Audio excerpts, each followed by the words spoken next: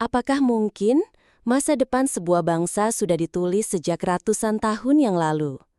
Apakah mungkin seorang pemimpin yang tidak dilahirkan dari istana justru menjadi cahaya bagi negeri ini?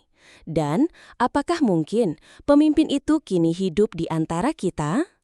Sebelum kita bedah satu persatu, silahkan tulis doa dan harapan kita semua untuk negeri ini di kolom komentar. Dan bagi yang muslim, jangan lupa tulis sholawat. Semoga doa-doa kita semua terkabul.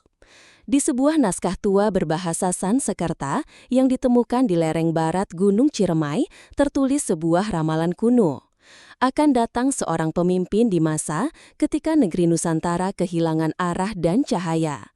Dia tak bermahkota, dia tak duduk di singgasana emas, namun ia hadir di hati rakyat, memakai kain putih, berjalan tanpa pengawal, berikat kepala layaknya pendekar dari tanah Sunda.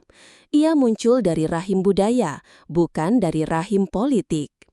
Ia tidak duduk di istana, tapi berjalan di sawah, di pasar, dan di pemukiman warga kecil. Suara dan senyumnya menjadi harapan, namun justru membuat gerah sekelompok elit yang merasa terancam. Kitab itu menuliskan bahwa apabila rakyat tetap percaya kepadanya, maka negeri ini akan sampai pada sejahtera yang lama dirindukan. Namun, kitab yang sama juga mengingatkan, jika rakyat mulai lupa, maka kekuatan gelap akan kembali menutupi cahaya dari bumi pertiwi. Pemimpin dalam kitab itu dikatakan bukan bagian dari kekuasaan pusat. Dia lahir dari budaya, dari leluhur yang hidup dalam semangat rakyat jelata. Ia disebut tak mengenakan mahkota, tapi disambut seperti raja. Ia disebut suka duduk di balai-balai bambu, bukan kursi empuk kantor pemerintahan. Ia disebut berjalan di jalan sempit kampung, bukan karpet merah hotel bintang 5. Dan yang mengejutkan, di dunia nyata ada seorang pria yang dikenal mengenakan pakaian putih, ikat kepala, dan nyaris selalu berada di tengah-tengah rakyat. Dia dicintai oleh rakyat kecil, namun berkali-kali dibenturkan oleh elit politik. Sebelum kita lanjut lebih dalam, coba kamu like video ini dulu. Dukung channel Pakar Horor agar kami terus bisa membawakan kisah-kisah dari sudut pandang yang tak biasa. Karena siapa tahu, kebenaran justru bersembunyi di balik hal-hal yang tak terlihat. Menurut sumber arkeologis dari Pusat Filologi Nusantara di Yogyakarta, kitab ini merupakan salinan naskah kuno dari abad ke-14 yang dikenal sebagai Dharmagata Purwa, ditulis dengan aksara Kawi dan disalin ulang pada era Mataram Islam.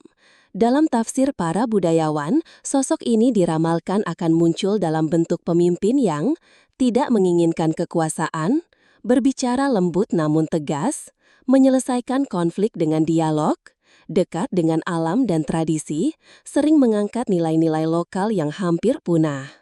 Apakah mungkin ini hanya kebetulan, atau apakah ini yang telah ditulis sejak ratusan tahun lalu? Dalam budaya Jawa dan Sunda, pemimpin sejati bukanlah yang tinggi jabatannya, tapi yang tinggi batinnya. Dulu, para raja seperti Prabu Siliwangi dan Sultan Agung dikenal bukan hanya karena kekuasaan, tapi karena welas asih, tirakat, dan kedekatannya pada rakyat. Dalam Primbon Jawa, dikenal istilah Satrio Piningit, seorang satria tersembunyi yang akan muncul ketika negeri dilanda kegelapan. Ia akan bicara dengan hati, bergerak dengan ketulusan, dan ditentang oleh mereka yang takut kehilangan kuasa. Suara masyarakat, Pak Dedi bukan hanya pemimpin, beliau itu simbol harapan. Suara pejabat, gaya beliau terlalu populis, tidak sesuai birokrasi. Kang Deddy Mulyadi adalah sosok yang lahir dari tradisi Sunda. Ia mengenakan ikat kepala bukan sebagai simbol, tapi sebagai warisan. Ia memilih kain putih bukan untuk gaya, tapi karena makna. Putih melambangkan kebersihan niat, kesederhanaan, dan keterbukaan. Balai bambu tempat ia duduk adalah metafora dari pemimpin yang bisa disentuh, yang tak terpisah dari rakyatnya. Dalam banyak kesempatan, ia lebih memilih naik motor, menyusuri desa, dan menyapa orang tua yang tinggal sendiri, ketimbang duduk di ruang ber-AC berbicara tentang data. Kitab kuno itu tidak pernah menyebutkan nama, tapi ia memberikan kita bayangan, dan kini bayangan itu telah menjelma jadi nyata. Apakah benar dia yang diramalkan itu, atau hanya manusia biasa yang sedang diuji oleh sejarah? Dalam dunia yang semakin keras ini, barangkali harapan bisa datang dari kesederhanaan, dari orang yang tidak ingin jadi raja, tapi mencintai rakyatnya seperti raja. Mungkin selama ini kita terlalu terpaku pada buku-buku pelajaran, pada statistik ekonomi, dan pada wajah-wajah di layar kaca. Kita lupa bahwa sejarah bangsa ini bukan hanya dibentuk oleh kekuasaan, tetapi oleh jiwa-jiwa yang tulus, oleh suara rakyat kecil, dan oleh doa-doa yang dilangitkan dalam diam. Naskah kuno yang ditemukan di lereng Gunung Ciremai bukan sekedar artefak sejarah. Ia adalah cermin, ia mengajak kita berkaca. Bukan hanya melihat masa lalu, tapi menakar masa depan dengan hati yang jernih. Dalam aksara-aksara tua itu tersimpan harapan bahwa di tengah gelapnya zaman akan selalu ada cahaya, bahwa dari peluh rakyat akan lahir pemimpin sejati, seorang yang mungkin tak memiliki mahkota namun dimahkotai oleh cinta rakyatnya, seorang yang mungkin tak duduk di kursi kekuasaan tapi berdiri kokoh dalam kepercayaan masyarakat. Sosok seperti itu bisa saja telah hadir, bukan karena ramalan, bukan karena mitos, tapi karena zaman menuntutnya, karena rakyat memanggilnya, dan karena bumi pertiwi telah terlalu lama haus akan pemimpin yang sederhana, namun besar dalam jiwa. Kang Deddy Mulyadi, dalam segala kesederhanaannya, mungkin hanyalah manusia biasa. Namun seperti yang tertulis dalam kitab kuno, terkadang pemimpin besar tidak datang dari istana, tapi dari hati yang bersih, dari nilai-nilai lokal yang tak pernah mati, dari langkah kaki yang menyusuri desa, bukan dari mobil mewah yang menyusuri protokol ibu kota, dari sentuhan tangan kepada yang lemah, bukan dari tanda tangan di atas kertas-kertas rapat. Barangkali bangsa ini sedang menguji dirinya sendiri. Apakah kita masih mampu mengenali pemimpin yang sejati? Apakah kita bisa melihat cahaya di balik kesederhanaan? Atau justru kita akan kembali memilih gemerlap istana yang semu? Kita diajak untuk merenung bahwa kadang jawaban dari doa-doa kita datang dalam bentuk yang tak kita duga. Mungkin tanpa pangkat, tanpa sorotan media, tapi hadir dalam senyum, dalam ketulusan, dan dalam suara yang menyapa tanpa sekat.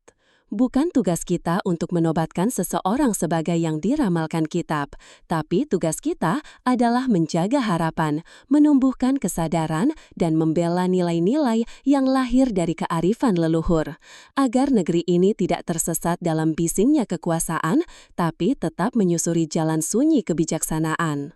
Mari kita tutup video ini dengan doa yang tulus. Ya Allah, anugerahkanlah kepada bangsa ini pemimpin yang jujur, adil, rendah hati, dan mencintai rakyatnya lebih dari dirinya sendiri. Lindungilah Indonesia dari pemimpin yang zalim, yang menjual nurani untuk kekuasaan, dan yang membungkam suara rakyat demi ego kekuasaan. Ya Allah, bangkitkan kembali semangat leluhur kami, semangat Prabu Siliwangi, semangat Sultan Agung, semangat para wali dan pejuang tanah air yang berjuang bukan untuk kejayaan pribadi, tapi untuk kehidupan yang berkah bagi seluruh rakyat. Dan untuk sahabat semua yang menyaksikan video ini, jangan lupa tuliskan shalawat kepada Nabi Muhammad Shallallahu Alaihi Wasallam di kolom komentar. Karena dengan bershalawat, semoga kita semua dilindungi dari fitnah akhir zaman dan negeri ini selalu dinaungi keberkahan. Jika kisah ini menyentuh hati dan membuka wawasanmu dari sisi yang tak biasa, silahkan klik tombol like, subscribe, dan aktifkan lonceng notifikasi, karena channel Pakar Horor akan terus menyelami cerita-cerita tersembunyi dari tanah Nusantara, yang bukan hanya menggetarkan jiwa, tapi juga membangkitkan kesadaran. Sampai jumpa di video selanjutnya. Wassalamualaikum warahmatullahi wabarakatuh. Semoga Tuhan selalu menjaga Indonesia.